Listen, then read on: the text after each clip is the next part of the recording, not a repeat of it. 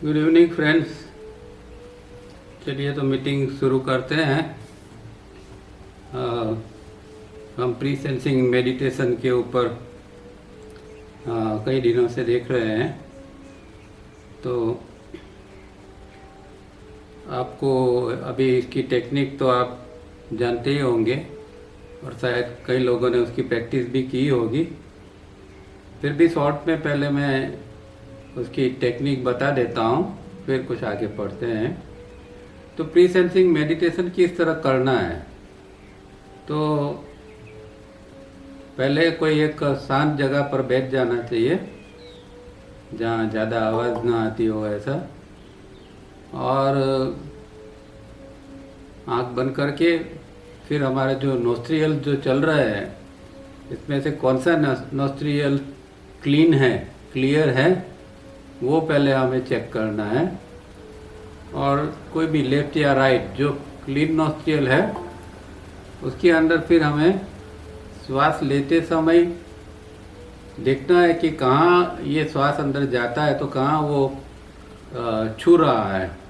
वैसे तो हर जगह पर छूता है, पर कोई एक स्पॉट जहाँ हमें नक्की करना है, एक स्पॉट के ऊपर पर्टिकुलर जहाँ हम अटेंशन को पकड़ सके इस तरह का। तो श्वास लेते समय और श्वास छोड़ते समय दोनों समय कोई एक स्पॉट के ऊपर जो वो टच होता है वो हमारा मेडिटेशन का पॉइंट रहेगा, स्पॉट रहेगा।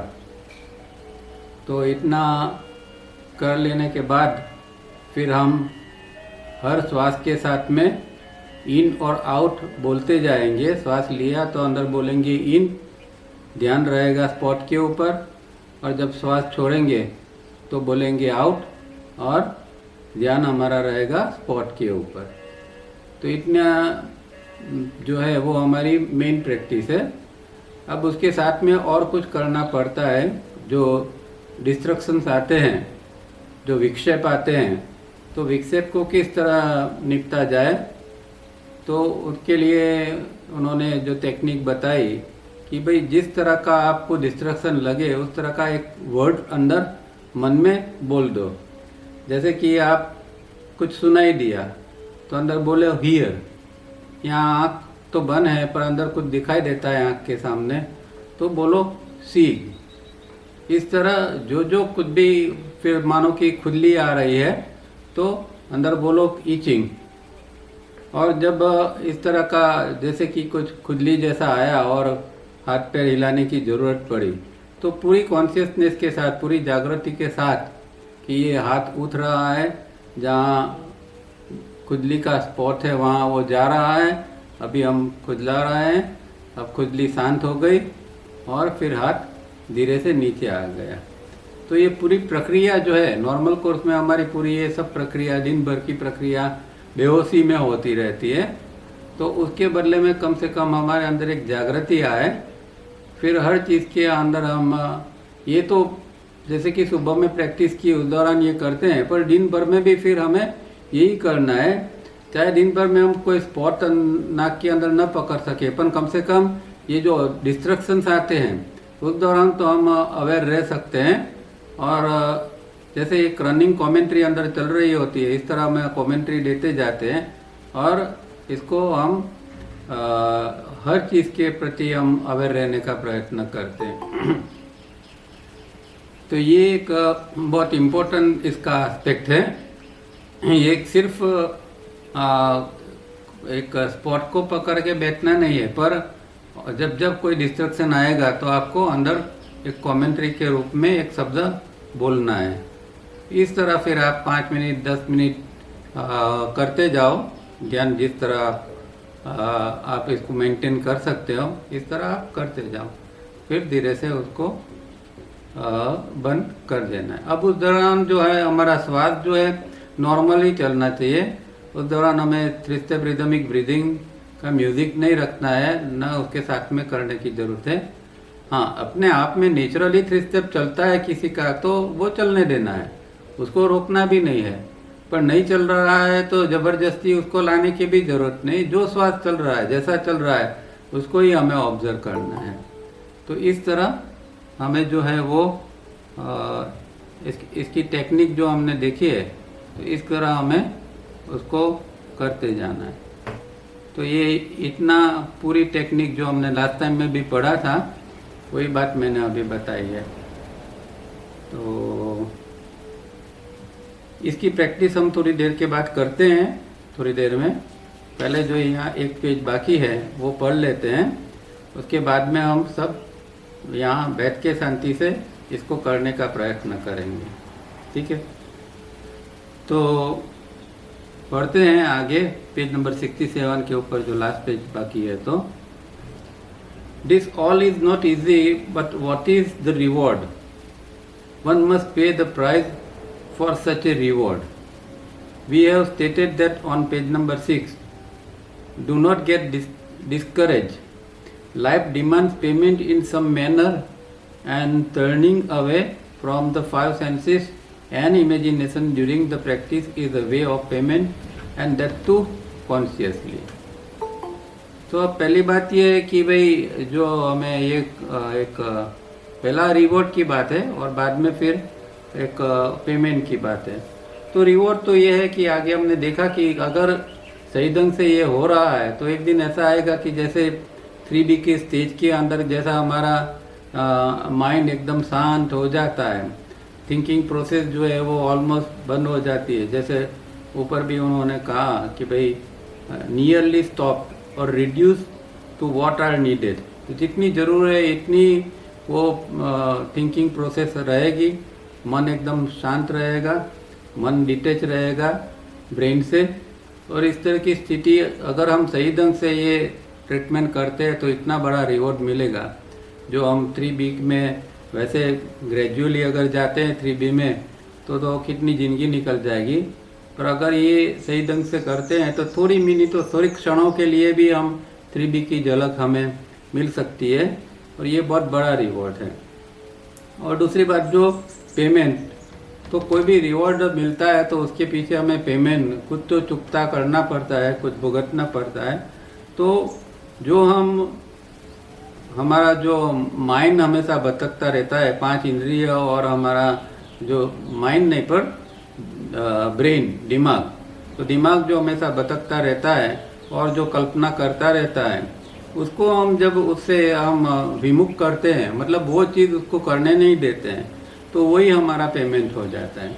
मन को, दिमाग को तो जो है चाहिए कि वो हमेशा भटकता रहे, उसमें उसे मज़ा आता है, क्योंकि कल्पना करने में बहुत मज़ा आता है। वो एकदम इजी गोइंग प्रोसेस है, तो उसमें कुछ करना नहीं है, तो उसमें मज़ा आता है। पर उसको रोकना है। पेमेंट का मतलब ये है कि ये जो हम इसमें से मज़ा ले रहे हैं उसको अभी छोड़ रहा है, उसको रोक रहे हैं और कोई जगह पर हम उसको रोक के लगाते हैं। तो ये हमें इस तरह का हमें पेमेंट देना है, उसको भटकने नहीं देना है। और ये सारी चीज़ भी कॉन्शियसली हमें करनी है। There is a lack of interest shown towards the distractions and we must take up such an attitude time and again.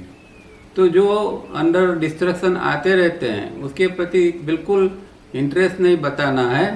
कोई भी एक विचार आ गया, और विचार भी अपने आप में डिस्ट्रैक्शन ही है, तो कोई विचार आ गया और थोड़ा मज़े का विचार है तो उसके अंदर हम चले गए, उसके साथ में वंडरिंग चालू हो गया, तो ये नहीं होना चाहिए। ये जो है वो नहीं होना चाहिए, और इसके लिए लैक ऑफ इंटरेस्ट वहाँ बताना है कि भाई इंटरेस्ट ही नहीं है हमें ऐसे कोई भी डिस्ट्रैक्शन के अंदर।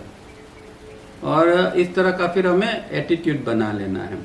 तो ये जैसे अभी हमने पहले कहा कि ये जो है वो प्रैक्टिस तो है, सुबह में 5-10 मिनट करते हैं, पर ये एटीट्यूड दिन भर में अगर रह सकता है तो वो बहुत अच्छी बात है कि जहाँ जहाँ हमें डिस्ट्रैक्शंस लगे तो वहाँ से हम मन को, दिमाग को, थिंकिंग प्रोसेस को हटा लें, कम कर दें, और जो कर रहे हैं उसके प्रति हम जागृत रहे। दिन भर में कामकाज तो करना है, ऐसा तो है नहीं कि बैठे रहेंगे।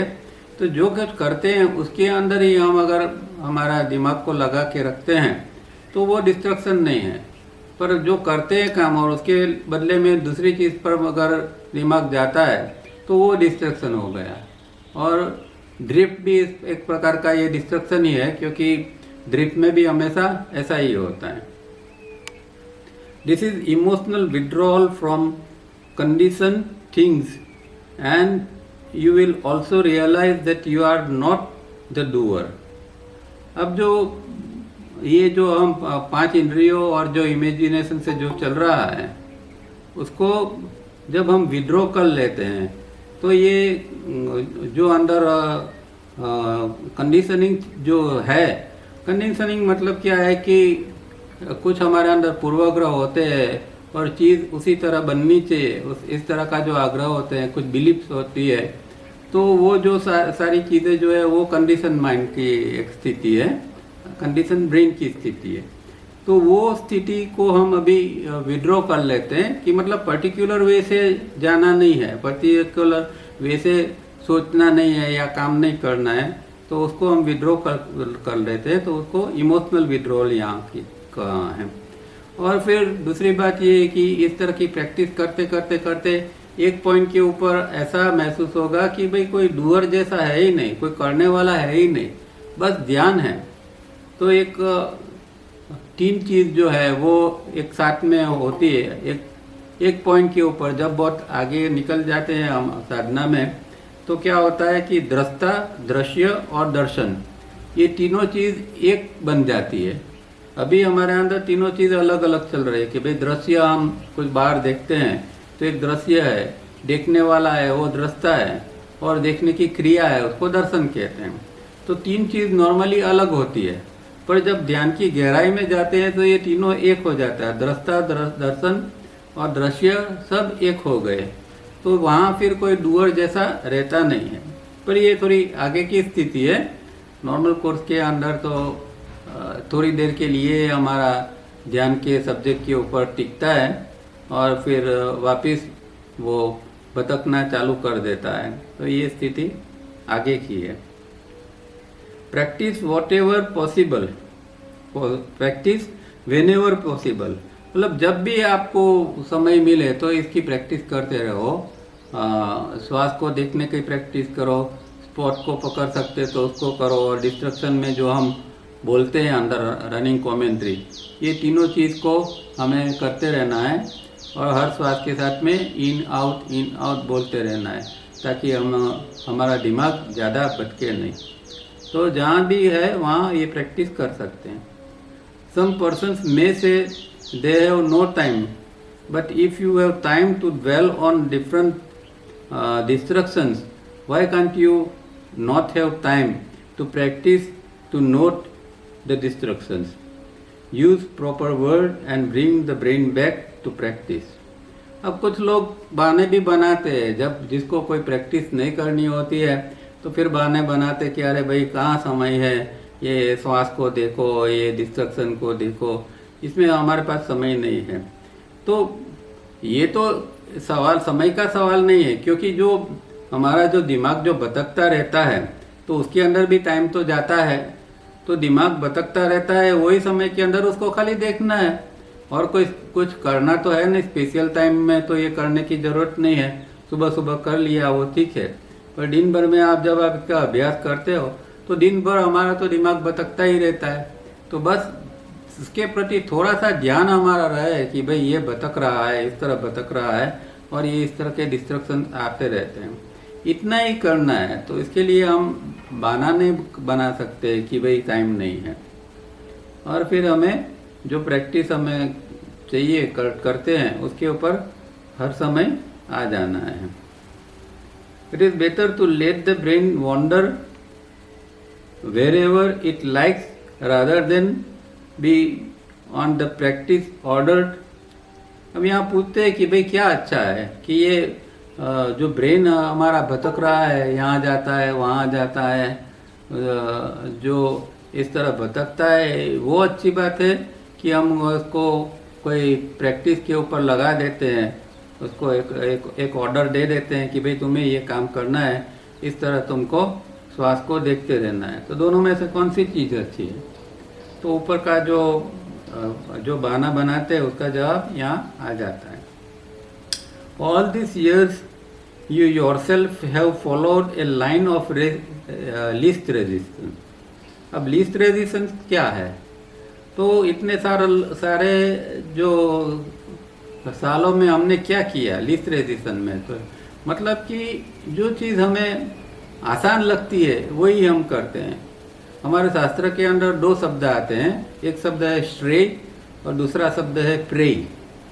श्रेय मतलब कि जो हमारे लिए जो इच्छने लायक है, जो करने लायक है, जो श्रेय कारक है, जिससे भला होता है ऐसी चीज़। और प्रेय मतलब प्रिय, जो हमें अच्छा लगता है।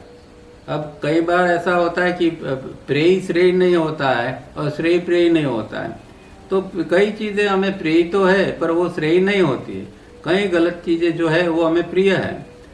जैसे कि एक कल्पना, जैसे कि ध्यान में बैठे हैं पर कल्पना करना हमें इतना अच्छा लगता है पर वो श्रेयकर नहीं है। जब हम ध्यान करते हैं तो कम से कम ये इमेजिनेशन तो हमारा बंद होना चाहिए। पर क्योंकि वो लीस्ट रेजिस्टेंस के अंदर वो चलता रहता है तो हमें कोई उसमें ये नहीं है। ऑन द कॉन्ट्ररी उसको रोकना, कल्पना से बाहर निकालना, वो हमारे लिए दिक्कत वाली बात है। तो हर चीज़ जो है इंसान लीस्ट रेजिस्टेंस से ही करता है। जैसे कि पानी जो होता है वो जो जहाँ ऐसे स्लोप होता है उस साइड के ऊपर पानी पहले चला जाता है। उसी तरह हमारा माइंड भी जो है वो इजी गोइंग, जहाँ आसानी है वहाँ वो चला जाता है। और इतने सालों तक हमने यही किया हुआ है। This you will have to do day today और after 50,000 years, for this is the only way. The brain has to be made obedient. अब देखो ये तो करना तो पड़ेगा कहीं ना कहीं। करना मतलब क्या कि माइंड को या दिमाग को कंट्रोल करने की बात है। कोई भी मेथड है, ये मेथड है या कोई और मेथड है, कोई भी मेथड से ये काम तो हमें कभी ना कभी तो करना ही पड़ेगा कि किस तरह इसको कंट्रोल किया जाए, इसको किस तरह ओबीडियंट बनाया जाए। जैसे कि वो आज्ञांकित हमारा बने ब्रेन, तो उसके लिए कुछ न कुछ तो हमें करना ही पड़ेगा। और ये एक आसान टेक्निक यहाँ दी है। उसके साथ में फिर बाद में तो उन्होंने 3 स्टेप रिदमिक ब्रीदिंग तो दिया हुआ ही है, तो वो तो अल्टीमेट चीज़ है। क्योंकि 3 स्टेप करते करते भी हम इन्हीं चीज़ों के ऊपर आ सकते हैं। तो ये आज करें या 50,000 साल के बाद करें, कभी ना कभी तो। इसीलिए कहते हैं कि भाई आध्यात्म में कभी ना कभी कोई इंसान को आना पड़ता है। जो आज मटीरियलिस्टिक है, जिसको कुछ आध्यात्म में रस नहीं है, पर कभी ना कभी उसको एक दिन उसका ऐसा अंदर से ही आएगा, उसको लगेगा कि हाँ बस बहुत हो गया, बहुत जी लिया, इस तरह अभी अंदर देखना चाहिए। तो उसका फिर जब अंदर देखना चालू होता है तब उसकी आध्यात्मिक यात्रा भी चालू होती है। We are not recalling ideas, thoughts, memory. We are recalling the brain itself from its wandering and ordering it to carry out a certain task, practice, as laid down and nothing else. तो यहाँ जो है वो ऐसा नहीं है कि इसके अंदर हम कोई पर्टिकुलर विचार को या कोई आइडिया को या कोई मेमोरी को हम रिकॉल करते हैं, वापस बुलाते हैं। तो जैसे एक टेक्निक ये भी है कि आप ध्यान में बैठे हैं और लास्ट में कौन सा विचार चल रहा था, जब भी सडनली जागते हो तो आप ये लास्ट विचार को पकड़ने का प्रयत्न करते हो। उसके पहले कौन सा विचार चल रहा था उसको पकड़ने का प्रयत्न, इसके पहले कौन सा विचार चल रहा था, तो बैक में आप जाके उसको पकड़ने का प्रयत्न करते हैं।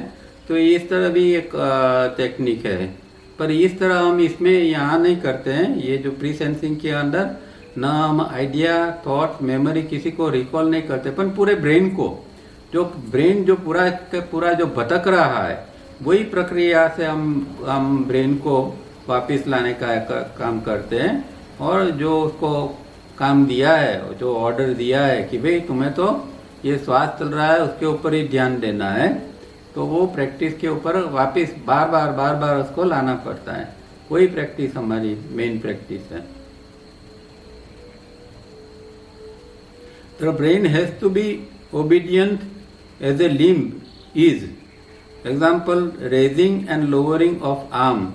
So must the brain be obedient and carry out any task given to it, and you have broken free of a great bondage. अब हमारा शरीर के ऊपर हमारा काबू तो है, नियमन है कि भाई हमें जब भी चाहे हाथ उठाना है तो उठा सकते हैं, पैर उठाना है, चलना है, बैठना है, दौड़ना है, जो भी करना है वो हम कर सकते हैं। इसी तरह हमें ब्रेन को भी ओबीडियंट बनाना है कि जैसे हाथ उठाते हैं तो एक ऑर्डर दिया और हाथ उठ गया, तो ऐसे कॉन्शियस ऑर्डर भी नहीं देते हैं, उठ जाता है। पर अगर कॉन्शियस ऑर्डर देते हैं तो ये जो है वो इस तरह हम ब्रेन को भी कुछ ऑर्डर दें और उसको मानना पड़े, वो इस तरह का वो आज्ञांकित बन जाए, वो हमारे लिए बहुत ज़रूरी है। फिर जो है वो ब्रेन अपनी मर्जी से नहीं करेगा, उसको भटकना है, उसको और इंटरेस्ट लेना है, वो सारी चीज़ वो धीरे धीरे धीरे करके बंद हो जाएगी, क्योंकि फिर वो ओबीडियंट बन जाता है।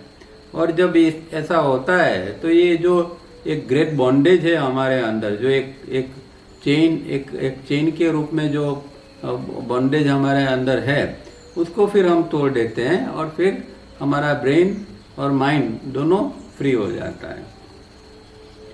And the conclusion, if you are not the brain, the mind and not the body, but one who is commanding all, who are you? अब हम कहते हैं कि भाई मैं तो शरीर नहीं हूँ, मैं मन नहीं हूँ, मैं दिमाग नहीं हूँ, तो फिर जो ये कमांड दे रहा है वो कौन दे रहा है? जो अंदर से हम कहते हैं कि भाई मुझे तो ये श्वास देखना है, तो ये मैं कौन हूँ अंदर है? Who are you? अंदर कौन बैठा हुआ है कि जो ये सारी क्रिया करने के लिए हमें कहता है? ना हम शरीर है, न दिमाग है, न मन है, फिर भी कुछ है जो अंदर से कमांड के रूप में कुछ कहता है हमें, तो वो कौन है? तो यहाँ उन्होंने जवाब नहीं दिया है, पर ये सवाल हमारे लिए छोड़ दिया है, तो इसके ऊपर हमें चिंतन करना है कि हु आर यू, मैं कौन हूँ। अब आगे जो पूरी टेक्निक है उसके कुछ इम्पोर्टेंट स्टेप्स उन्होंने बताए हैं जो हम प्रैक्टिस कर गए हैं। जैसे कि 1 नंबर पर प्रैक्टिस एज लेट डाउन, तो पहले प्रैक्टिस क्या बताई है तो वो हम शुरू में ही देख चुके हैं कि भाई श्वास को किस तरह देखना है, क्या करना है। तो ये प्रैक्टिस, फिर प्री प्रैक्टिस जिसके अंदर before beginning the practice, practice करने से पहले क्या करना है, स्पॉट को किस तरह चेक करना है, वगैरह वगैरह। To be aware of the exact spot where you feel the breath in the nostril, first check this, page number so and so. तो ये एक प्री प्रैक्टिस के अंदर ये एक स्पॉट को हम नक्की करते हैं और उसके बाद में फिर मेन प्रैक्टिस के अंदर श्वास जब आता है तो ये स्पॉट के ऊपर कहाँ टच होता है वो हम देखते रहते हैं। Pre practice, that is before beginning the practice, the understanding of और about the destruction during the practice. अब डिस्ट्रक्शन जो अंदर आते हैं उसकी भी एक अंडरस्टैंडिंग हमें बनानी है, तो वो भी बात हम देख चुके हैं कि भाई इस तरह हमें जो है जो दिमाग बाहर भटकता है उसको अटकाने के लिए हम कुछ न कुछ अंदर एक कमेंट्री देते हैं या शब्द का उपयोग करते हैं, जैसे सीइंग या हियरिंग, इस तरह के वर्ड, या ईचिंग वगैरह वगैरह। The method of meeting each type of destruction. अब किस कैसे ये जैसे अभी बताया है, सीइंग, हियरिंग वगैरह अलग अलग टाइप के जो डिस्ट्रक्शंस है वो किस तरह इसको ये करना है। जैसे कि भाई खुजली आती है तो किस तरह उसको खुजलाना है, एक अंदर क्या बोलना है, हाथ उठता है तो क्या कमेंट्री देनी है, वगैरह वगैरह। The purpose of the practice is to bring the brain back to the practice without dwelling of any of the distraction. तो कोई भी प्रकार की जो ये है डिस्ट्रक्शंस है उसके अंदर हमें जुड़ना नहीं है, उसके साथ में उसके अंदर डूब जाना नहीं है, पर जो प्रैक्टिस जो हम कर रहे हैं उसके साथ में ही रहना है। In our last meeting we have introduced 3 type of breathing, each to be done for 30 seconds. तो ये उस समय उन्होंने 84 में जब म्यूज़िक नहीं आया था तो आधी मिनट के लिए जो हम आज रिफाइनिंग करते हैं वो प्रैक्टिस कराते थे। तो रिफाइनिंग 1 नंबर जो हम कराते हैं वो कराते थे। पर इसके अंदर एक इम्पोर्टेंट बात ये है कि इससे क्या फ़ायदा होता है ये यहाँ लिखा है, वो हमें खास समझने की ज़रूरत है। तो पहली एक्सरसाइज का क्या फ़ायदा है वो बताते हैं। Chest fast breathing, this cleans lungs and increase their breathing area. In the area of the chest is a psychic node or granthi, that is emotion node, and this breathing helps to disintegrate it and thus gives great relief emotionally। तो तावरिया जी हर lecture में कहते थे कि भाई हमारे body के अंदर हर कुछ जगहों के ऊपर एक साइकिक नोट्स बन जाती है। ये एक इमोशनल मतलब कि जो हम जो जीते हैं और इसके अंदर जो नेगेटिव इमोशन से जो कि कचरा अंदर इकट्ठा होता है सूक्ष्म प्रकार का, उसकी एक नोट बन जाती है, उसको इमोशनल नोट कहते हैं। तो वो एक ग्रंथि बन जाती है और वो ग्रंथि जो है एक प्रकार का इंटरनल एस्ट्रल के अंदर एक प्रकार का ब्लॉकेज है। तो इसको बहुत तोड़ना जरूरी है। जैसे फिजिकल बॉडी के अंदर कोई ब्लॉक आ जाता है नाड़ियों के अंदर, तो उसको क्लीन करना पड़ता है। इसी तरह ये इमोशनल नोट ग्रंथि जो बन जाती है उसको क्लीन करना बहुत ज़रूरी है। और जब ये होता है तो हमें एक इमोशनली ग्रेट रिलीफ का अनुभव होता है, क्योंकि जो एक दबाव होता है इमोशंस का वो निकल जाता है। और ये पहली एक्सरसाइज के अंदर, क्योंकि हमारा जो ये छाती का हिस्सा है तो फिजिकल में छाती का हिस्सा है, पर एस्ट्रल के अंदर वो अनाहत चक्र का हिस्सा है, वो क्लीन होता है साइकिक लेवल के ऊपर। दूसरी exercise abdominal fast breathing, this cleans the stomach and intestines in the sense that they work better and digestion is improved and so blood content are improved. In the solar plexus area is the psychic note और ग्रंथि of sex and emotions, and this breathing helps to disintegrate it and thus gives great relief emotionally and sexually।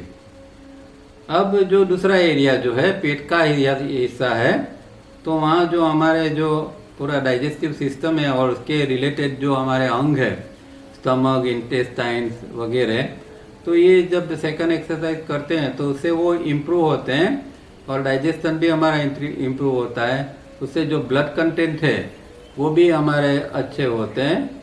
Psychic level के ऊपर जो मणिपुर चक्र है वहाँ जो psychic note अंदर बन जाती है, जो ग्रंथि बन जाती है। और यहाँ देखो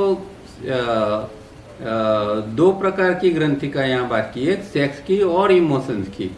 तो हम जानते हैं कि नॉर्मली तो ये नेगेटिव इमोशंस का केंद्र ही है मणिपुर, पर यहाँ उन्होंने सेक्स को भी यहाँ इंक्लूड किया है।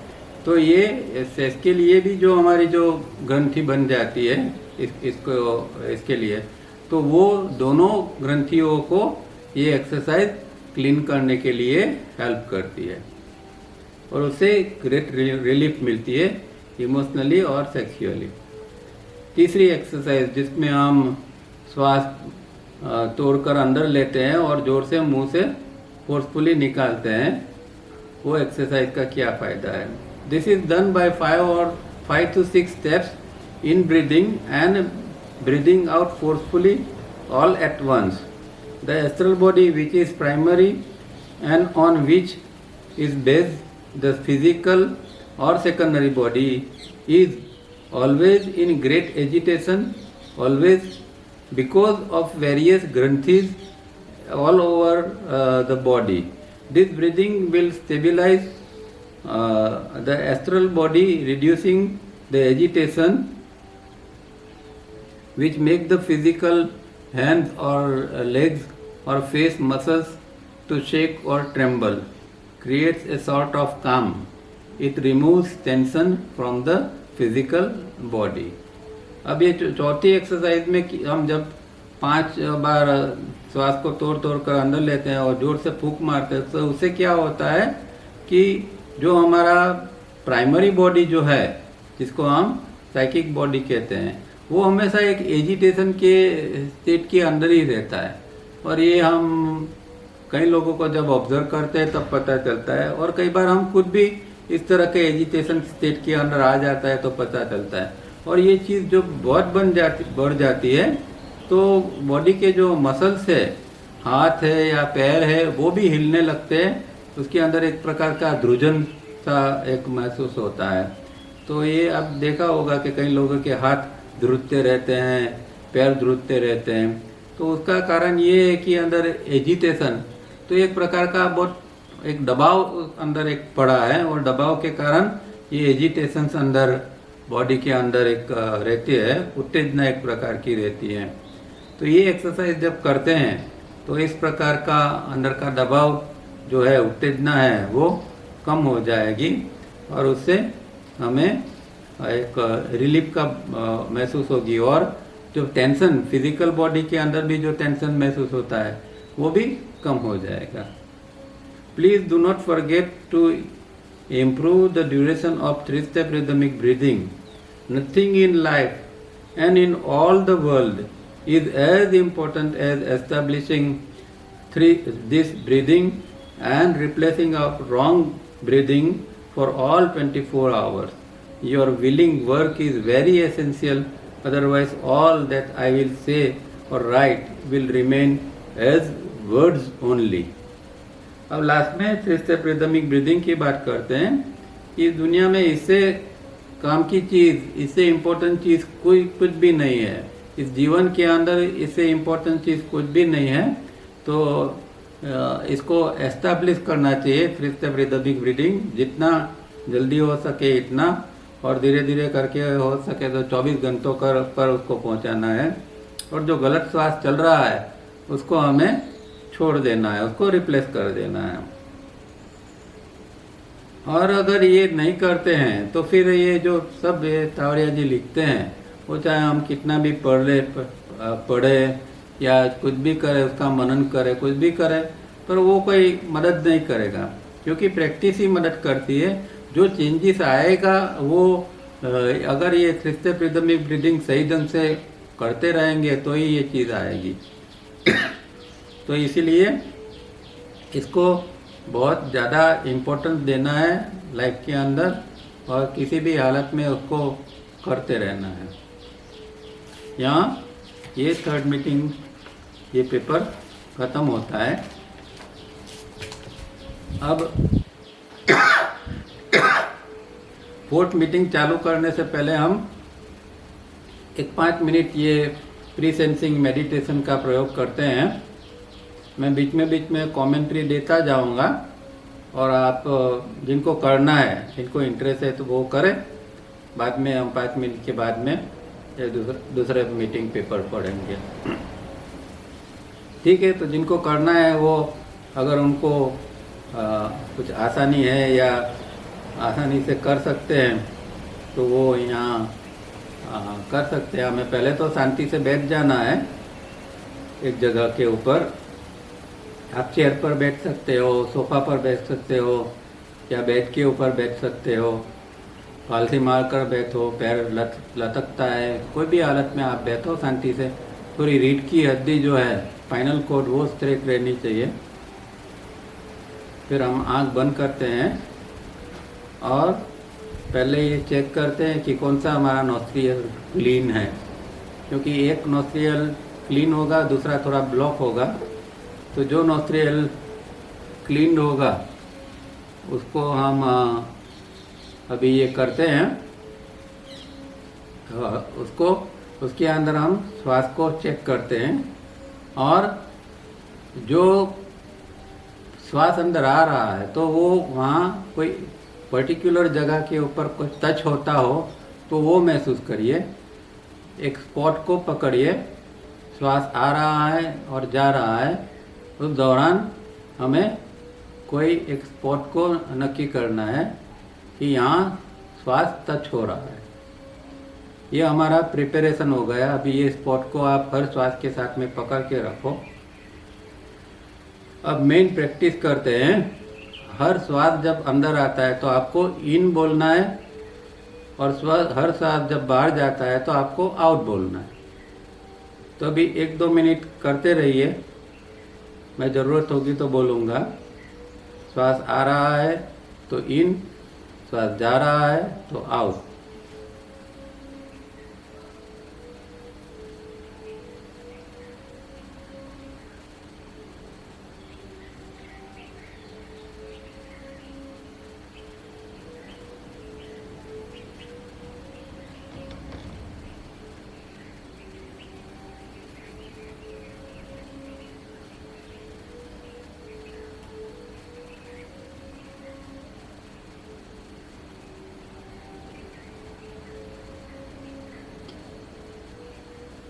अब हमें साथ में डिस्ट्रक्शन के प्रति भी जागृत रहना है। जो भी किसी प्रकार का अगर ज़्यादा विचार आ रहा है और विचार के साथ में भटकना चालू हो जाता है, तो वो डिस्ट्रक्शन के ऊपर काम करो। मन को फिर से वो स्पॉट के ऊपर लाकर उसके ऊपर ही ध्यान केंद्रित करो। और कोई डिस्ट्रक्शन महसूस होता है, कोई आवाज़ आ रही है बाहर और ध्यान बार बार वहाँ जाता है, तो मन में बोलो हियरिंग, या आँख के सामने कुछ दिखाई देता है पिक्चर और मन उसके अंदर चला जाता है, तो बोलो seeing.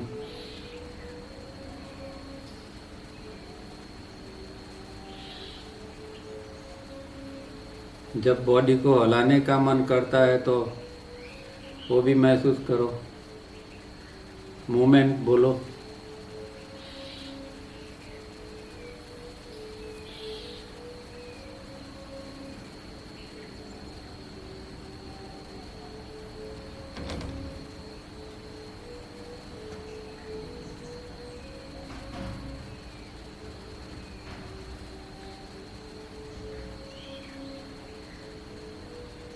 In, out, in, out.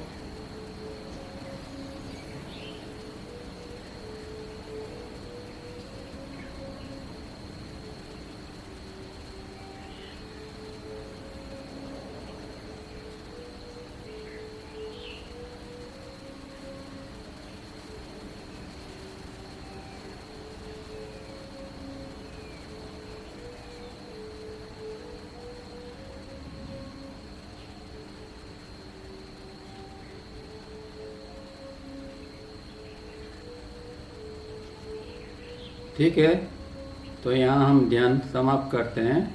फिर भी आप इसकी कंटिन्यूटी सुनते सुनते भी कर सकते हैं।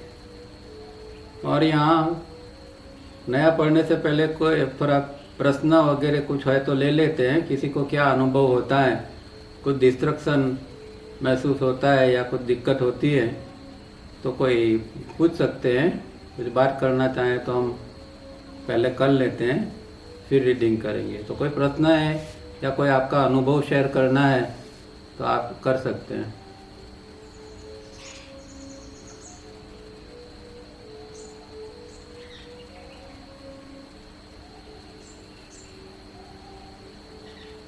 हरिओम सर। हाँ हरिओम, बोलिए। हरिओम नहीं बोलना है, हरिओम अभी नहीं बोलना है, खाली प्रणाम या नमस्ते जो बोलना है। लास्ट टाइम बात की थी ना, हाँ जी सर। वो एच पर से कोई शब्द हम यूज नहीं करेंगे। हाँ बोलिए सर। वो पर्टिकुलर पॉइंट जो आप बोले तो छू रही हो सांस, हाँ वो एकदम रिकॉग्नाइज नहीं हो रहा था तो देर तक। हाँ तो बोले ना कि एक जगह होगी जहाँ पर हाँ, लगे कि तो थोड़े वो शुरू में क्या करना है कि श्वास को थोड़ा फास्ट लेना है, नॉर्मल श्वास के बदले में। तो श्वास जब फास्ट आएगा अंदर तो वो कोई जगह पर टच होते हुए आपको एकदम महसूस, क्लियर कट महसूस होगा। श्वास जैसे जोर से थोड़ा लेते हैं अंदर तो खींच के, तो वहाँ आपको एक महसूस होगा कि हाँ यहाँ ये टच हो रहा है। वो फिर आपका ध्यान का स्पॉट बन जाएगा। तो अगर नहीं पकड़ में आता है तो 2-4 बार श्वास को जरा फास्ट चला के एक स्पॉट को नक्की कर लो, ठीक है। जी जी। ओके। और राइट हाँ राइट और लेफ्ट में मतलब ऐसे फिंगर पे महसूस करेगा कि किधर ज्यादा हो रहा है। अभी जैसे मुझे लेफ्ट लग रहा था कि ज्यादा चल रहा है। हाँ, तो वही फिर लेफ्ट ही कायम के लिए पकड़ के रखना है। फिर अभी थोड़ी देर लेफ्ट में किया, थोड़ी देर राइट में किया, ऐसा करने की जरूरत नहीं है। लेफ्ट में ही फिर अच्छा ध्यान कंटिन्यू रखना है। ठीक है। जी सर। हाँ जी सर। हाँ, बोलो राजू भाई। જયારે હવે મારો અનુભવ એવો છે हिंदी में बोलिए, કે હજી हिंदी में बोलिए। ओ सॉरी हाँ मेरा ऐसा अनुभव है हाँ, कि बाय डिफॉल्ट 3 स्टेप ही हो जाता है। तो अच्छी बात है, वो तो बहुत अच्छी बात है, नथिंग रॉन्ग। 3 स्टेप हो जाता है तो हाँ, अपने आप में होता है तो वो बहुत अच्छी बात है। पर 3 स्टेप में भी जब श्वास अंदर आता है तो कहीं टच तो होता है ना, तो 3 स्टेप भी चलेगा और ये ध्यान भी चलेगा। तो एक टचिंग जो होता है डायरेक्ट फेफड़े में जाता है नहीं और दूसरी सेंसिंग आती है कि जैसे दिमाग में जाता है, ऐसा लगता है। नहीं नहीं, वो बात अलग है, वो बात अलग है। श्वास तो नाक से ही जाएगा ना, कोई एंट्री पॉइंट तो हर चीज का होता है ना। तो एंट्री पॉइंट तो हमारा नाक ही है, तो नाक में से एंटर होता है तो वहां तो पहले फील तो होना चाहिए। तो पहले तो प्रयत्न में नाक पर करना है, वो अलग बात है, वो मैं समझता हूँ।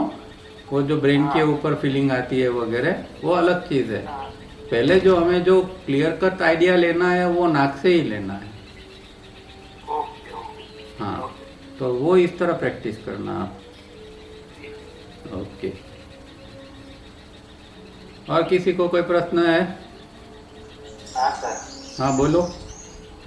हाँ सर, बोले कि जब श्वास लेते हैं तो ये दोनों आंख के बीच में आगे तक के पास दर्द होता है, ऐसा फील होता है। दोनों साइड पर टच फील होता है। नहीं नहीं, एक राइट अभी लेफ्ट साइड चल रहा है तो लेफ्ट साइड से जब हम इन कर रहे हैं तो ये आंख और आगे चक्र के एकदम बीच में ऐसा फील होता है, वहाँ पे टच हो रहा है। वो वही मैं ये अभी आगे वो भाई को जो बताया वही बात है। वो सेंसेशन अलग है, उसको भी हमें नहीं ये इंट्रोड्यूस करना है। वो वहाँ तक जाने की जरूरत नहीं है। अभी हमें नाक के अंदर के ही सेंसेशन को सेंस करना है। ये एक सेंसिंग है, प्री सेंसिंग जो है ना, तो ये हमें सेंस करना है, यहाँ से स्टार्ट करना है। वो जो होता है वो उसके कारण, क्योंकि उसके अंदर प्राण का इन्वॉल्वमेंट होता है, तो फिर वो अलग जगह का हमें उसके सेंसेशन या उसकी फीलिंग आती है, पर उसको नहीं लेना है। अभी हमें स्ट्रिक्टली ये जो नाक का अंदर का एरिया है उसके ऊपर ही हमें टिके रहना है और वहाँ ही स्पॉट ढूंढ के उसके ऊपर काम करना है। जी सर। हाँ, और किसी को कुछ कहना है?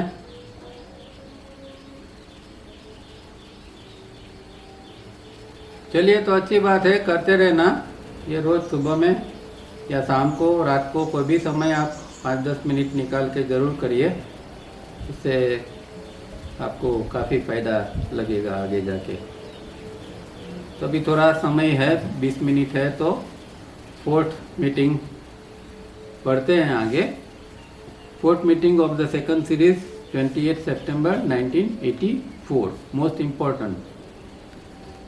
To make our 3rd meeting meaningful, let us understand properly the brain formation and the process of concern with the human brain. अब आगे की कोई मीटिंग के अंदर उन्होंने एक बात जो बताई होगी उसके ऊपर यहाँ थोड़ी और चर्चा करना चाहते हैं। तो हमारा जो ब्रेन है, ह्यूमन ब्रेन है, उसके अंदर उसकी रचना क्या है, उसकी ब्रेन की रचना क्या है और उसके अंदर किस तरह की प्रोसेस चल रही है, उसके ऊपर एक अंडरस्टैंडिंग देने का ये यहाँ प्रयत्न करते हैं। इस पेपर में देखेंगे आगे। How much of it can be on animal lines और लोअर लाइफ पैटर्न। तो हमारा जो ब्रेन जो है वो एनिमल टाइप के उसकी जो काम करने की जो पद्धति है या उसके अंदर जो पैटर्न पड़ी है वो या एनिमल टाइप की है या कोई लोअर लाइफ जो होती है उस तरह की पैटर्न है कि हमारे अंदर जैसे कोई एक सच्चा इंसान जिस तरह सोच रहा है और काम कर रहा है इस तरह की है, तो कैसी पैटर्न है उसका हमें अभ्यास करना है। और जिनके अंदर ज़्यादा ये एनिमल जैसा जो लोग बिहेवियर करते हैं, ज़्यादा क्रुअलिटी होती है, ज़्यादा हिंसात्मक भाव होता है, तो ऐसे लोगों के अंदर जो ये हो यही है एनिमल लाइन की या लोअर लाइफ की पैटर्न उसके अंदर काम करती है। Also let us clearly understand the vital difference between brain and mind. तो ये तो हर समय हम बार बार बात करते हैं कि भाई ब्रेन और माइंड के बीच में क्या अंतर है, वो खास समझना ज़रूरी है, क्योंकि पूरी दुनिया में जहाँ माइंड शब्द का उपयोग होता है वो वास्तव में ब्रेन होता है। विचार प्रक्रिया जो है वो माइंड की नहीं है, ब्रेन की है। वो जो लिखने वाले हैं बड़े बड़े वो भी नहीं क्लियर करते हैं। Then let us understand what is awareness, whether passive, active or pure awareness, and finally let us understand this organism that we designate I। तो फिर आगे जो अवेयरनेस क्या है, वो पैसिव अवेयरनेस हो या एक्टिव हो या प्योर अवेयरनेस, वो क्या क्या है उसकी बात करना चाहते हैं। और लास्ट में जिसको हम मैं कहते हैं, वो इस तरह का जो हमारा ऑर्गेनिज्म है, ये बॉडी ब्रेन सिस्टम जिसको हम मैं कहते हैं, आई, वो क्या है उसकी बात करना चाहते हैं। The human brain is known to have 3 clear segment and so a human being is known as a 3 brained creature. अब जो हमारा ह्यूमन ब्रेन है उसके 3 विभाग है और इसीलिए उसको जो कहते हैं कि भाई 3 ब्रेन क्रीचर, मतलब इस तरह का वो एक प्राणी है या इस तरह का एक ये सर्जन है कि जिसके अंदर 3 विभागों में ब्रेन काम करता है। और ये 3 विभाग जो है वो सेपरेट नहीं है, वो विभाग जो है वो 3 अलग अलग उसका फंक्शनल ये है, इसके लिए उसको 3 विभाग में डाला है। बाकी ब्रेन अपने आप में तो एक पूरा है। These are not 3 separate brains but are 3 vital areas of the one brain and do or perform very different types of work ceaselessly, non-stop, all the 3 areas। अब ये जो एरिया है वो इस तरह सेपरेट कोई नहीं है, पर वो उसका जो फंक्शन है या उसकी कामगिरी है उसके बारे में ये 3 प्रकार के ये अलग एरिया है। और वो तीनों जो है वो अपने आप में कांस्टेंट जो है वो काम करते रहते हैं, वो बिना रुके सतत काम करते रहते हैं। इवन हम जब नींद में होते हैं तब भी कुछ ब्रेन जो है वो अपना काम करता रहता है। The Orthodox version is a 4 और फ्रंट लोब, B rear और hind lobe and C the mid brain. अब 3 प्रकार के जो एरिया कौन सा है, पहले फ्रंट लोब या फोरहेड जिसको हम कहते हैं, आगे का हिस्सा जो जिसको हम रजिस्ट्रेशन एरिया भी कहते हैं, वो रियर और हाइंड लोब मतलब कि जो पीछे का हिस्सा जो साइंस में मेड्यूला का हिस्सा कहते हैं, और हम जो इसको मेमोरी पूल का हिस्सा कहते हैं योग के अंदर। और तीसरा जो है वो मिड ब्रेन है, और मिड ब्रेन के भी 2 हिस्से हैं, लेफ्ट मिड ब्रेन और right mid brain. The mid brain this days is known as left mid brain verbal and right mid brain conceptual, but this type of understanding will not help anyone to understand a human being. तो आजकल ये science के अंदर इस तरह का शब्द का प्रयोग करते हैं कि लेफ्ट मिड ब्रेन जो वर्बल है, मतलब कि हमारा जो पूरा बातचीत है या जिसको हम लॉजिकल माइंड जिसको कहते हैं, हालांकि लॉजिकल ब्रेन, तो लॉजिकल ब्रेन जो है वो हमारा है, जो हम बात करते हैं, तर्क करते हैं, दलील करते हैं, वो सारी चीज़ें जो है वो लेफ्ट मिड ब्रेन के अंदर आती है। और जो कंसेप्चुअल ब्रेन है वो राइट मिड ब्रेन है, जिसके अंदर विचारना चलती है, चिंतन चलता है, वो सारी चीज़ें इसमें आती है। पर कहते हैं कि इस प्रकार की अंडरस्टैंडिंग कोई काम की नहीं है, इससे कोई हम इंसान को समझ नहीं सकते हैं। तो ये तो एक ठीक है, दो मिड ब्रेन के दो हिस्से दिखाए हैं, पर इस तरह नहीं, और कुछ ढंग से हमें इंसान का अभ्यास या ब्रेन का अभ्यास करना चाहिए। The three areas are indeed independent and yet dependent on each other because the entity man must be one whole and not split into parts. तो व्यक्ति जो है वो तो एक है और उसको एक ही रूप में पूरा होल समग्र रूप में उसको रहना है, और वो पार्ट बाय पार्ट वो कुछ है नहीं, या उसको इस तरह का काम भी नहीं करना है। तो अंदर के तीनों ब्रेन जो है वो चाहे अपने आप में इंडिपेंडेंट है, फिर भी वो डिपेंड होकर उनको काम करना पड़ता है। और जब हम विचार प्रक्रिया की स्टडी करते हैं तो देखते हैं कि ये सब ब्रेन का उपयोग करना पड़ता है। जब हमने कई बार देखा है इम्पल्स अंदर आता है, फिर जो विचार पूरा बनता है, तो सब तीनों प्रकार के ब्रेन का उपयोग हमें करना पड़ता है। The proper understanding should be A the thinking instrument area of the brain, B the administrative and upkeep area of the brain, and C the silent area of the brain. A stands for the intellectual man, B stands for emotional man, and C stands for spiritual man. अब यहाँ जो है वो उसके proper understanding के लिए हमें ये तीनों एरिया क्या क्या करते हैं वो समझना चाहिए। तो जो इसका पहला हिस्सा है वो थिंकिंग के लिए है, थिंकिंग इंस्ट्रूमेंट मतलब कि एक विचार का उपकरण जो विचार की प्रक्रिया को चलाता रहता है ब्रेन के अंदर, उसको थिंकिंग इंस्ट्रूमेंट कहते हैं, जहाँ विचार चलते रहते हैं। तो एक एरिया ये है। दूसरा जो है वो एडमिनिस्ट्रेटिव और अपकीप एरिया, मतलब कि जहाँ से संचालन होता है और सार संभाल वहाँ से होती है, उसका देखरेख होती है ढंग से, जो रिपेयरिंग वगैरह करना है वो सब वहाँ से होता है। और तीसरा जो है वो साइलेंट एरिया कहते हैं, कि ब्रेन का एक हिस्सा ऐसा है कि एकदम शांत जगह है जहाँ कोई चहल पहल नहीं है, ऐसा भी एक एरिया है। अब तीनों प्रकार की व्यक्ति के साथ जोड़ा है कि पहला जो एरिया है थिंकिंग इंस्ट्रूमेंट वाला, वो इंटेलेक्चुअल मैन, जिसके अंदर ज़्यादा विचारना चल रही है, ऐसे व्यक्ति के साथ लिए।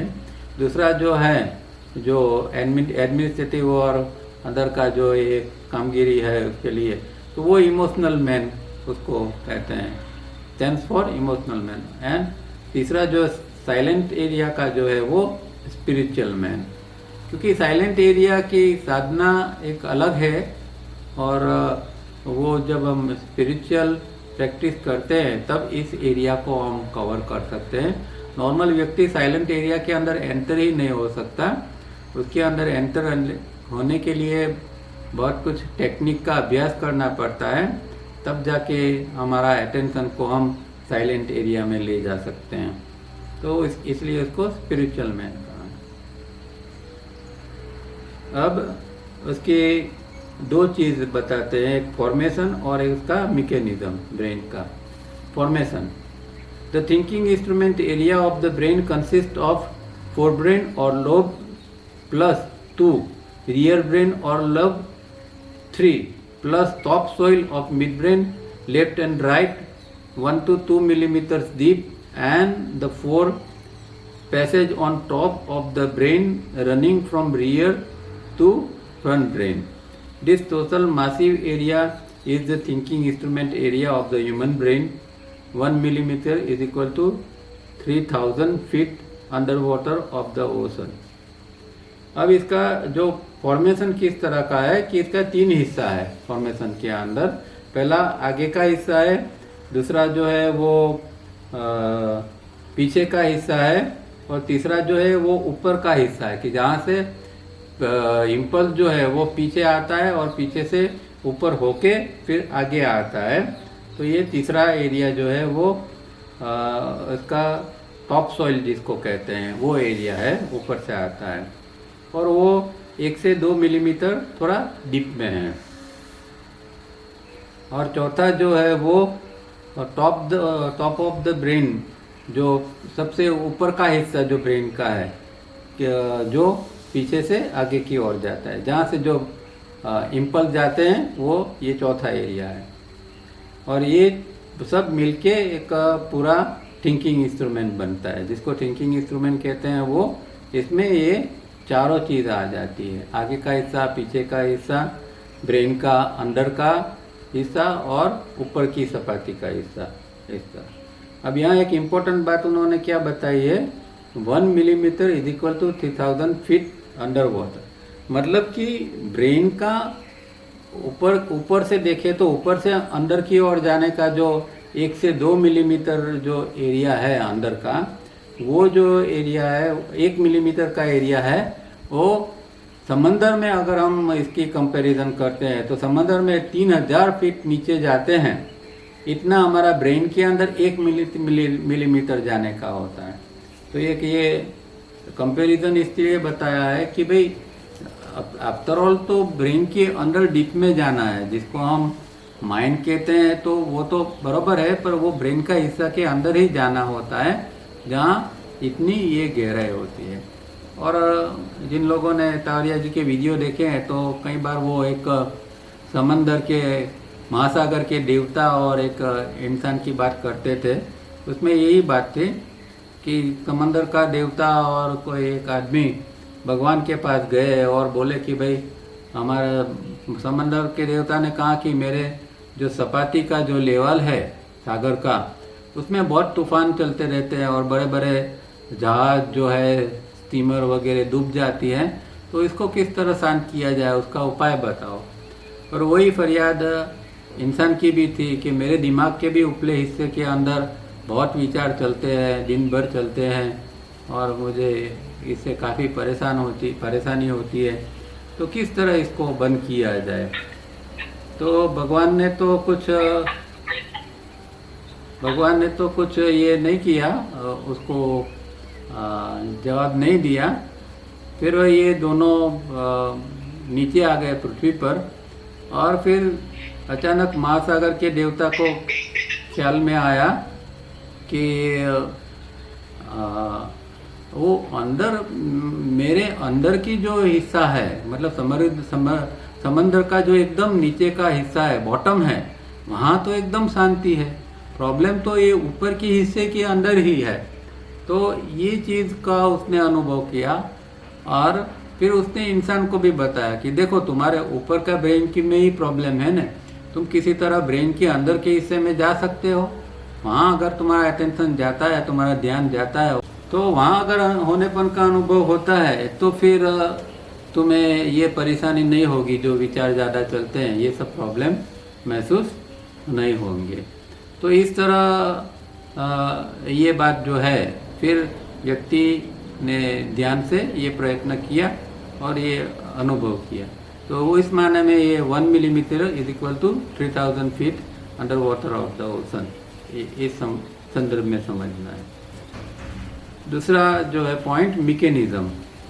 Incoming impulses enter our organism through the 5 senses and reach the base of the rear brain, medulla और thalamus, as all the nerves carrying messages run through the spinal cord column and reach the medulla.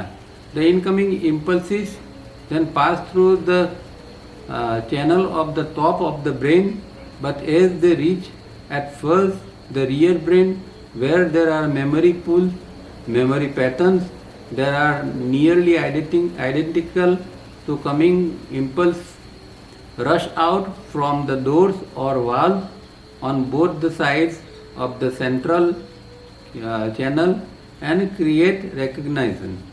Recognition is